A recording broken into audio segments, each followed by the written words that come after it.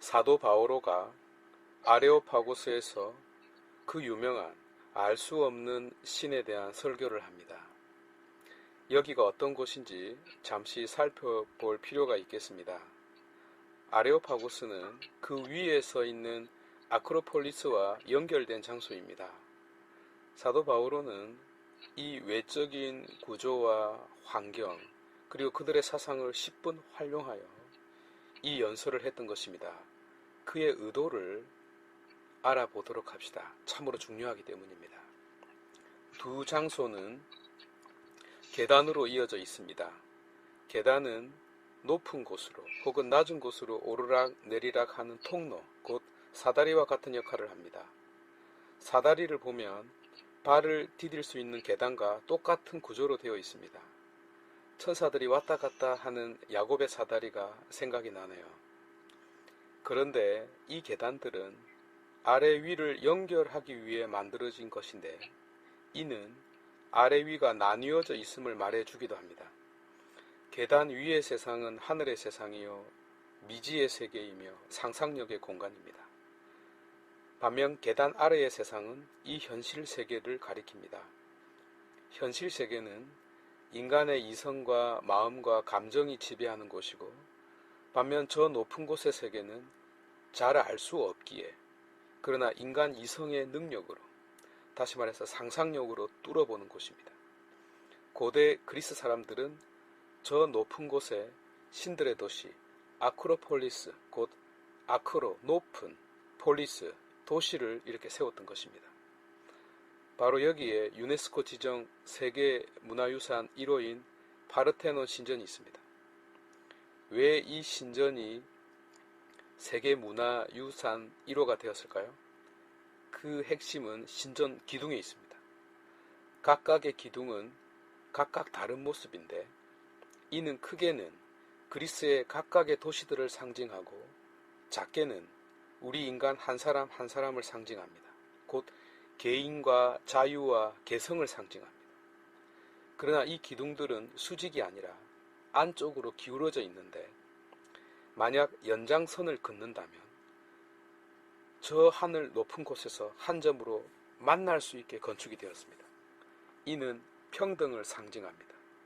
물론 오늘날의 민주주의와는 약간 차이가 있지만 그럼에도 불구하고 이 건축물이 가지고 있는 자유와 평등의 가치 때문에 곧 인류의 문명을 꽃피운 사상, 동시에 앞으로의 시대에도 우리 인류가 추구해야 할 영원한 가치이기 때문에 세계 문화유산 1호로 지정된 것입니다.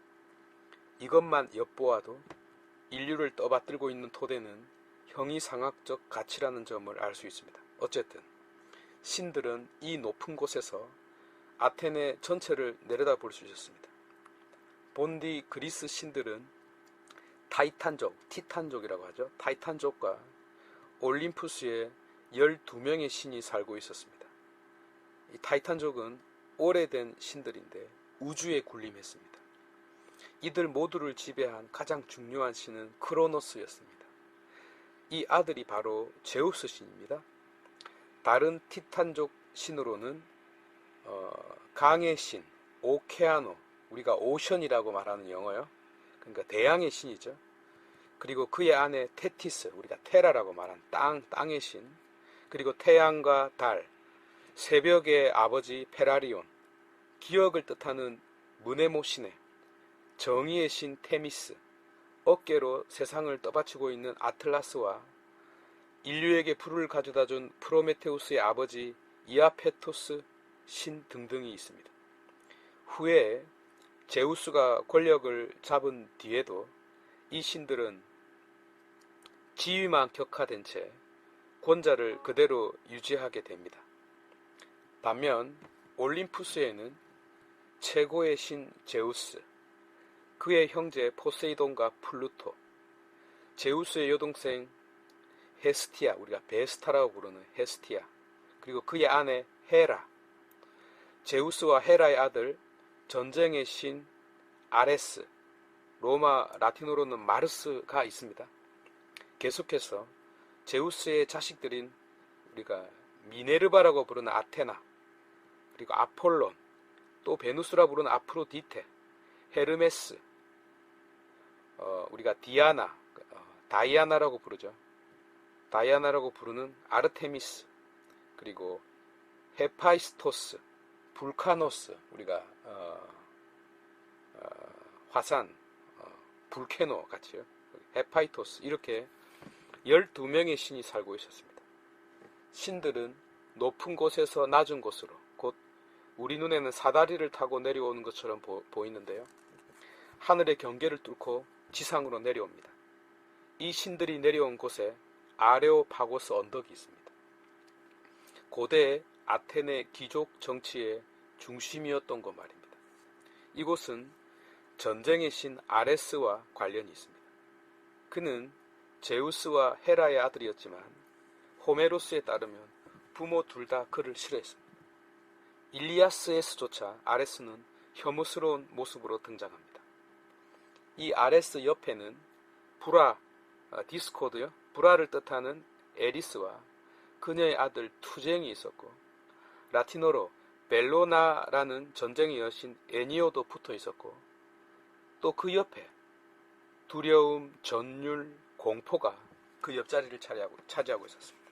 그런데 신들과는 달리 그리스 사람들은 아레스를 매우 했고, 로마 사람들도 그 마르스, 우리 아레스라고 불리는 이 마르스를 좋아했다는 사실입니다. 그럼에도 불구하고 아레스를 숭배하는 도시는 또 없었다네요. 어쨌든 아레스에게는 알키페라는 딸이 있었는데 포세이돈의 아들 힐리오티오스가 납치하려고 합니다. 알키페의 아버지 아레스가 이때 그를 죽여버립니다. 아들을 잃은 포세이돈이 아레스를 법정에 고발하는데 포세이돈과 아레스를 제외한 올림푸스의 12신이 배심원 판결을 맞습니다. 무죄가 나왔습니다. 이후 재판이 열린 이 언덕을 아레스의 언덕이라는 뜻으로 아레오파고스라고 불려지게 되었습니다. 곧 아테네 법정이 있는 곳입니다. 여기를 올라가는 언덕 오른쪽에 혹은 위에서 내려오는 곳 왼쪽에 오늘 사도행전에 아레오파고스 연설이 적힌 동판이 있습니다. 데살로니카에서 성공적으로 설교를 한 후 이곳으로 왔는데요. 글쎄요, 여기서의 결과는 별로 시원찮습니다. 그러나 몇몇 사람들은 믿었고, 그 중에 아레오파고스 의회 의원 중에 디오니시오가 있었습니다.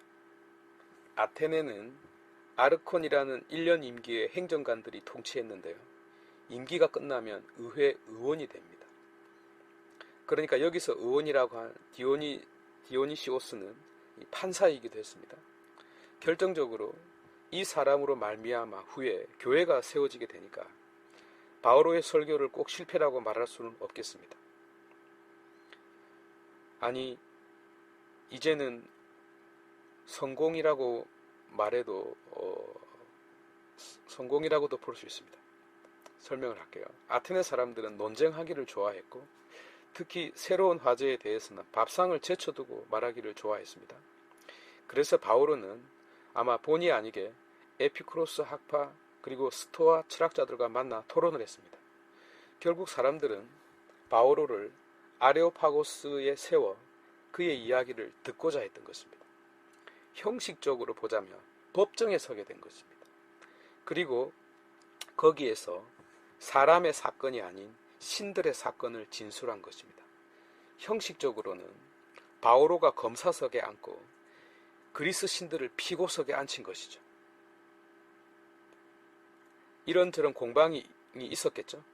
가끔씩 법정 드라마를 보면 결정적인 반전 혹은 변론으로 사건이 뒤집어지는 경우가 있듯이 바오로는 지금까지 드러나지 않았던 증거 자료를 하나 제출합니다.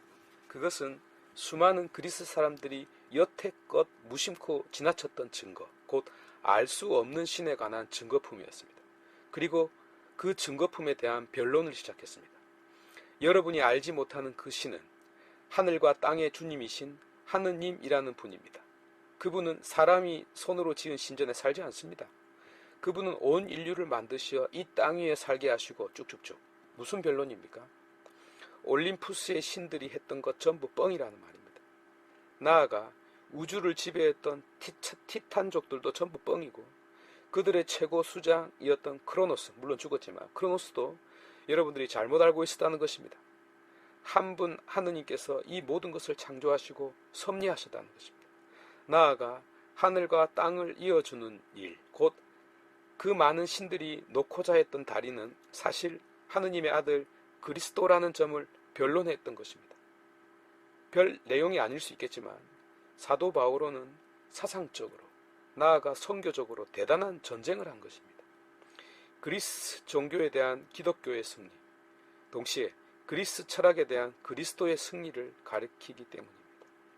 이후 교부들도 바오로의 이 연설을 심중에 두고 지중해 모든 나라의 선교를 시작하고 발전 심화할 수 있게 됩니다.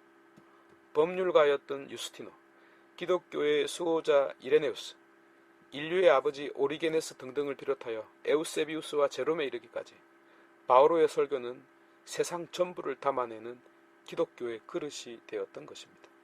자, 이제 계단을 더 내려가 볼까요? 말 그대로 사람들이 버글버글하는 시장통인 우리 삶의 자리입니다. 얼핏 보기에 불가능한 연설 같지만 인류의 심장, 그리스도의 본토, 곧 사상과 역사, 그리고 그들의 종교 한관 가운데를 꿰찔러버린 바오로의 대담한 설교가 귀에 얼얼거리지 않습니까?